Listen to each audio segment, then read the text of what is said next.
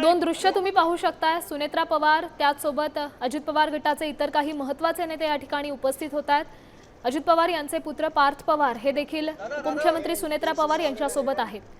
भाजपचे राज्यसभा उमेदवार देखील विधान भवनात दाखल झाले। दोन महत्त्वाची दृश्य आहेत। तर दुसरीकडे शिंदे सेनेकडून मात्र अद्याप उमेदवारांबद्दल स्पष्टता समोर आलेली नाही। कोण दोन उमेदवार असतील याबद्दल उत्सुकता शिगेला पोहोचली। भाजपचे राज्यसभा उमेदवार सध्या इथे दाखल झालेले आहेत। सभागृहातली सगळी